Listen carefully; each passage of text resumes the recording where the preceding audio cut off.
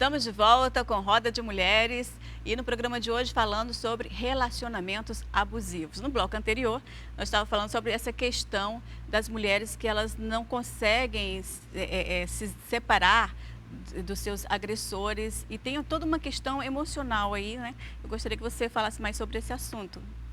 Como eu vinha dizendo, né? Não é só emocional, é óbvio, porque o subjetivo e o objetivo eles estão relacionados em tudo. Então, assim, objetivamente falando, essas mulheres, elas têm uma vida, né? A gente precisa fazer um recorte também, né? De classe social, de raça, de toda uma situação enfrentada, onde é que essas mulheres vivem, na periferia. A grande maioria das mulheres que denunciam, que tem processo no juizado, né? Falando aqui do meu lugar de fala, do meu lugar de trabalho. Então, tem essa questão religiosa que é muito forte, tem essa questão dos filhos, tem essa questão da dependência, que também é econômica, que a gente não pode negar, mas que não é só, porque tem muita mulher que chefia a família. Mas, Jorge, você não acha também... Assim tá nessa situação, né? Mas você não acha também que essa dependência que se tem emocional não depende muito de classe? Porque, assim, eu te digo assim porque eu conheço pessoas que são independentes financeiramente e, no entanto, têm uma dependência emocional muito forte como agressor. Não, quando eu falei de classe, eu estou fazendo aqui um perfil das mulheres atendidas lá no juizado, né? Infelizmente, a violência contra a mulher ela é democrática no pior sentido, mas ela é vivenciada, né, de formas diferentes por mulheres diferentes. Quando a gente fala em mulher, a gente sempre tem que botar no plural, né? Porque uma coisa é a mulher branca, classe média, que está lá num bairro mais abastado, outra coisa é a mulher que está na periferia. É claro que ela passa também por essa situação, mas a maneira que ela vai lidar com isso, os acessos né, que ela vai ter. Enfim, mas essa dependência emocional, realmente, ela é um grande gargalo, assim, é um grande nó. E é um desafio para nós que somos profissionais, para nós que somos feministas, né, desconstruir. Porque, como a gente estava conversando antes do programa começar, são séculos, né, são muitos anos de patriarcado, de dominação masculina. Né? Houve um tempo que mulher nem existia, né? Mulher era o quê? Nem o contrário de homem era, nem existia. O homem, até um dia desse, até agora, a gente lendo na literatura, as pessoas ainda usam, né? Os autores, o homem como ser humano, né? Exato. Quando, na verdade, somos mulheres, são homens e somos seres humanos. É que nem quando eu vou explicar para o João, meu filho de 7 anos, né, que eu vou falar, quando nos livros fala assim, o homem, ele não entende. Mas aí, sempre quando tem essa parte no livro e fala assim, o homem, eu digo, a pessoa, né, a pessoa independente, homem ou mulher. Mas sobre essa coisa essa questão da dependência emocional, eu nunca esqueço, eu estava fazendo uma matéria no presídio feminino, e a diretora do presídio estava falando justamente dessa dependência emocional, no sentido de que no presídio feminino, quando a mulher que vai presa, e muitas vezes é por conta do homem, que o homem que é o traficante, a mulher ali é a mula, enfim, é o avião, e aí ela acaba sendo presa. O homem, o marido, some. Mas quando é o contrário, lá no presídio feminino, quando o marido vai preso, a mulher não deixa de visitar ele. Ele sai e a mulher está esperando por ele lá fora. Isso não, ela diz que não observa isso no presídio feminino. Camila, quando a mulher sai, o homem sumiu. Olha só. E ela foi presa por causa dele. Mais de 20 anos que eu me formei. E a minha graduação foi no presídio feminino, Aurí Moura Costa, ainda funcionava ali perto do liceu. E foi falando justamente de como é que as mulheres se enxergavam como mulheres estando ali naquela situação. O perfil que foi traçado é o mesmo que você está me trazendo hoje. A grande maioria é condenada por tráfico. O tráfico normalmente tem a ver com os companheiros, porque elas vão levar, né, os entorpecentes, enfim. E essa questão aí que você traz, não é só a mulher, a companheira, a mãe, a irmã, a tia visitam. E as mulheres, quando são presas, elas são abandonadas. E aí, voltando para a questão da dependência emocional, a gente traz para uma questão cultural. Quando eu digo que o objetivo e o subjetivo não podem se desligar, realmente não podem. Quando a gente pensa em como é que nós, ao longo da história, fomos educadas para cuidar, para perdoar, para entender. Eu brinco muito nos trabalhos que eu faço no juizado, e quase ninguém conhece essa brincadeira, porque lá do interior, eu sou do Cariri, né? Sou do Crato. Que era o grilo. Cadê o grilo? Tá lá atrás. Aí a pessoa corria com o raminho e ficava lá no final da fila. Eu brinquei muito disso. Aí eu digo que nós, mulheres, a gente aprende ao longo da história a ser o grilo. A gente sempre tá lá atrás. A gente cuida do papagaio, da galinha, do menino, do cachorro, do avô, da mãe, do idoso. E quando a gente vai lembrar que a gente existe, a gente já está morta, acabada. Então, assim, querendo ou não, essa dependência emocional, ela tem muito a ver com aquela ideia que foi passada, de que a mulher só é alguém se tiver um homem do lado, se ela for casada. A mulher completa 30 anos, se ela não casar, ela tá no caritó, ela ficou pra titia. O homem A não, gente né? Não, mas a isso primeira no- pergunta que te faz quando não te vem faz tempo é tipo assim, e aí, Já casou? E aí, tá com alguém? Né? Exatamente. Mas essa... Lana, tem uma coisa também que é o inconsciente, né? A nossa subjetividade também, ela tem uma estrutura que a gente nem se dá conta. Então, são coisas que são naturalizadas, inclusive em termos de fantasias e de desejos, né? Então, essa questão também da dependência nos relacionamentos abusivos é como se você desempenhasse um papel num jogo. Aquele papel, aquele lugar ali da vítima, né? Ou o lugar da pessoa que se submete, e o lugar de alguém que domina, né, nesse jogo. Então, quando há algum tipo de deslocamento nesse jogo, né, a tendência muitas vezes é da violência aumentar. Quando a mulher, por exemplo, tende a se deslocar, ela vai ser muitas vezes cobrada, né, se deslocar desses papéis também que foram definidos, como se fossem definidos para a gente, né? Se você sai daquele lugar, você vai ser cobrada, você vai ser julgada. Então, também tem a questão da comunidade, sabe?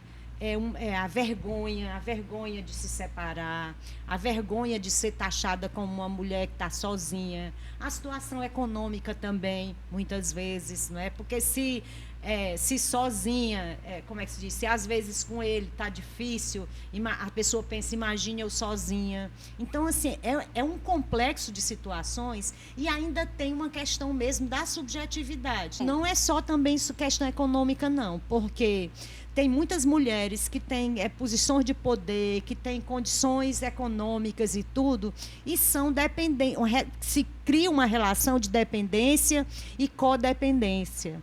Né? Que isso começa muito cedo, desde a maneira como se dá a atração, o namoro, tem toda uma fantasia aí em torno desse homem, que é o protetor, que é o poderoso. Exatamente. Né? Ou aquele que vai ser o meu tutor, né? Em que eu não me coloco numa situação de alguém que é sujeito e que posso decidir a minha própria vida. Porque os relacionamentos abusivos, eles não começam já com a violência. É todo um processo, né? Todo um processo de sedução, controle da tua controle. roupa, o controle, não deixa você sair com suas amigas, controla o celular, controla tudo. Então, tem pistas, né? Tem algumas pistas que a gente pode perceber quando a gente está num relacionamento abusivo, né? O silenciamento, as estratégias de silenciar você, as estratégias de lhe humilhar, ou de não lhe escutar, não lhe considerar como um sujeito, como uma pessoa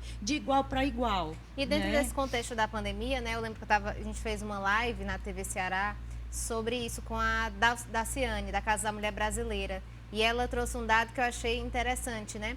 Que muitas vezes essa violência que aumentou durante o período da pandemia, não é que ela não existisse antes, né? Já, assim, por mais que o estresse fosse muito maior e que a sobrecarga fosse maior, o homem que não tinha essa tendência de ser agressivo, tipo, se separou, tanto que o número de divórcios, por exemplo, aumentou também, mas o homem que já tinha essa característica de violência, né?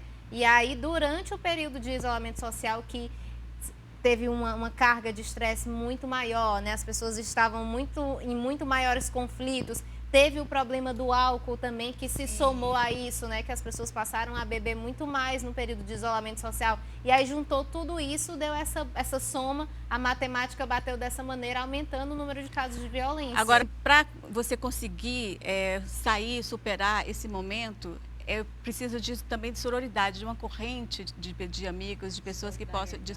Exatamente. Nós temos o depoimento da escritora Cadantas, que ela fala exatamente sobre isso. Vamos ver? Olá, eu me chamo Cadantas, eu sou autora do livro Boca de Cachorro Louco, que reúne registros de um relacionamento abusivo que eu vivi.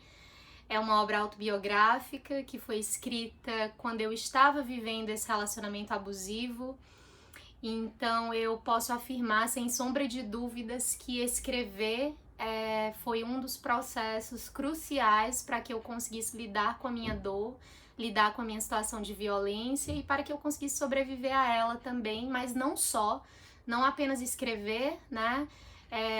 Foi essencial, imprescindível que eu contasse com a ajuda das pessoas que me amavam, né? Com a escuta, com o abraço. Infelizmente, na época em que eu estava vivenciando esse relacionamento abusivo, eu não procurei ajuda de um profissional de saúde, mas é algo que, se eu tivesse feito, eu tenho certeza que teria me ajudado bastante. E o que foi fundamental para eu sobreviver a esse processo, né, e retomar a minha vida, pôr um ponto final nesse relacionamento abusivo, voltar a ter saúde, beleza, autoestima, foi poder contar com o apoio das pessoas que me amavam, que nunca desistiram de mim. Então a gente precisa ter essa rede de apoio formada por outras mulheres, principalmente, que nos escutem, que nos abracem, que nos ofereçam conforto e que saibam também nos orientar e nos apoiar quando nós precisamos, né, contar com outro tipo de ajuda, como a ajuda dos profissionais de saúde, a ajuda dos profissionais de segurança pública, quando sofremos violência, né, física, enfim. Então eu acho que, acima de tudo, não estar sozinha nesse momento foi o que me trouxe até aqui, né? Até este exato instante em que posso gravar esse vídeo e dizer que hoje estou viva, estou bem e que sobrevivi a um relacionamento abusivo. Maravilha, hein? Maravilha. Ela conseguiu transformar a dor dela em arte e conseguiu colocar aquilo tudo no livro. Eu acho muito interessante. E ela falou uma coisa que também eu acho que é importante, que a gente estava falando antes, que é essa corrente que se faz, e de não julgar, como a Zenilce própria falou, né? Não julgar o outro porque está passando por aquilo, né? E realmente ser um elo de apoio ali para que aquela pessoa possa conseguir sair daquele tipo de relação. E não só não julgar, como não minimizar, né? Porque às vezes a pessoa te procura como apoio e você diz, não, mulher, acho que não foi tudo isso, não, acho que não foi bem por aí, né? A sociedade é especialista, inclusive, em minimizar os problemas de nós mulheres, né? Minimizar uma situação de violência, seja ela física, verbal, ou enfim, o que é que você fez para ele agir dessa maneira? Inclusive na questão do estupro, né? Enfim, a pessoa foi estuprada e ela ainda é julgada. Tem certeza que tu estava vestindo uma roupa adequada, né? Agora, essa coisa que você está falando aí, né, da escuta, da mulher ter o apoio, como é importante a rede nessa perspectiva do acolhimento, porque nem toda mulher tem esse apoio. Aí eu trago sempre para a minha experiência de trabalho, né? Muitas das mulheres que eu atendo, elas não têm um apoio familiar.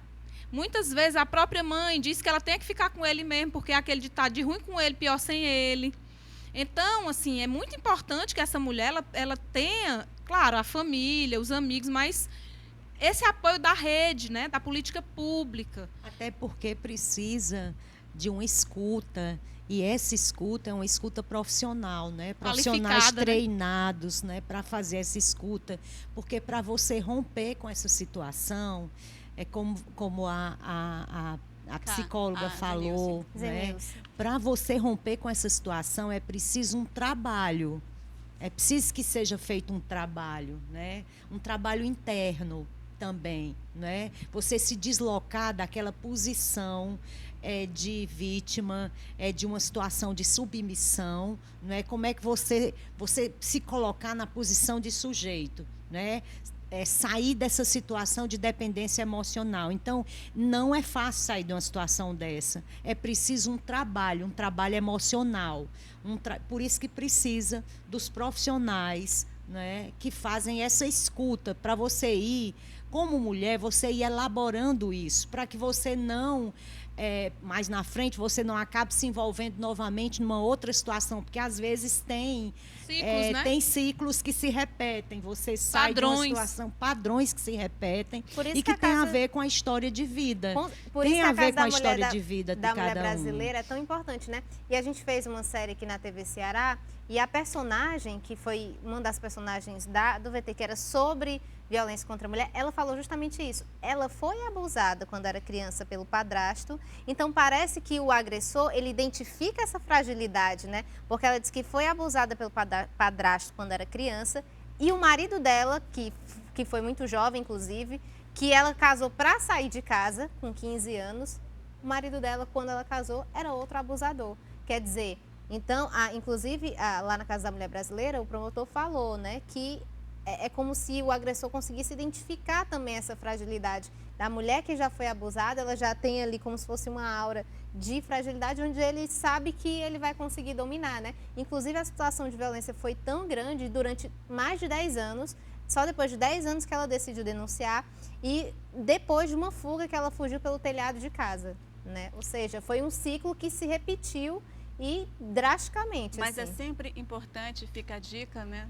Para estar passando por esse tipo de relacionamento, procure ajuda, né?